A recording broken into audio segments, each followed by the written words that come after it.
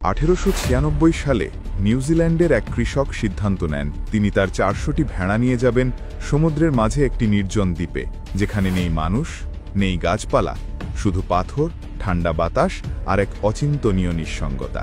উদ্দেশ্য ছিল সেখানে চারণভূমি তৈরি করে উল উৎপাদন, কিন্তু পরিকল্পনা বাস্তবায়িত হওয়ার আগেই প্রকৃতি দেখায় তার ভয়াবহ রূপ। প্রচণ্ড ঠান্ডা, খাদ্যের অভাব আর অনিশ্চিত পরিবেশে মানুষ টিকে থাকতে পারেনি। কৃষক বাধ্য হয়ে দ্বীপে ফেলে রেখে চলে আসেন ভেড়াগুলিকে, তাদের ভাগ্যের ওপর ছেড়ে। তারপর কেটে যায় দীর্ঘ ৭৫ বছর। কেউ আর ফিরে যায়নি সেই দ্বীপে। কিন্তু ১৯৭৫ সালে যখন কিছু গবেষক পুনরায় সেখানে পা রাখেন, তারা যা দেখেন তা অবিশ্বাস্য।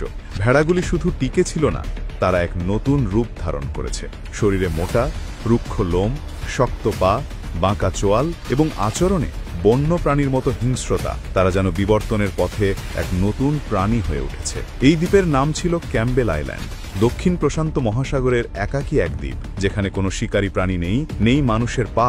সেখানে একসময় ছিল প্রায় ৮,০০০ ভেড়া, কিন্তু ঠান্ডা, খাদ্যের অভাব আর বিচ্ছিন্ন পরিবেশের কারণে অনেকেই মারা যায়। যেসব ভেড়া শক্তিশালী ছিল, তারা খাপ খাইয়ে নেয় নতুন বাস্তবতায়। প্রকৃতি বেছে নেয় কেবল টিকে থাকার যোগ্যদের। শত শত প্রজন্মে তারা হয়ে ওঠে সম্পূর্ণ নতুন এক প্রজাতি, যাকে বিজ্ঞানীরা পরে নাম দেন ক্যাম্বেল আইল্যান্ড শিপ। গবেষকেরা বিস্ময়ে লক্ষ্য করেন এই ভেড়াগুলি নিজেরাই গায়ের লোম ফেলতে পারে, ঠান্ডা বাতাসে স্থির দাঁড়িয়ে ঘাস খেতে পারে, এমনকি দাঁড়িয়েই বাচ্চা দেয়, যা কোনো গৃহপালিত ভেড়ার বৈশিষ্ট্য নয়। জন্মের কয়েক মিনিটের মধ্যেই ছানারা হাঁটতে পারত, যেন তাদের রক্তে মিশে গেছে বন্যতার জিন।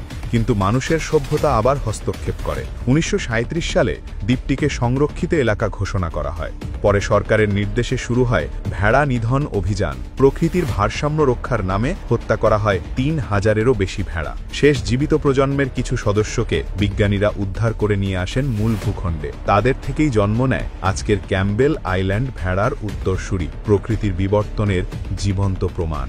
এই গল্প শুধু কিছু ভেড়ার টিকে থাকার ইতিহাস নয়, এটি প্রমাণ করে যখন মানুষ প্রকৃতি থেকে সরে মাড়ায়, তখন প্রকৃতি নিজেই নতুন জীবন গড়ে তোলে নিজের নিয়মে।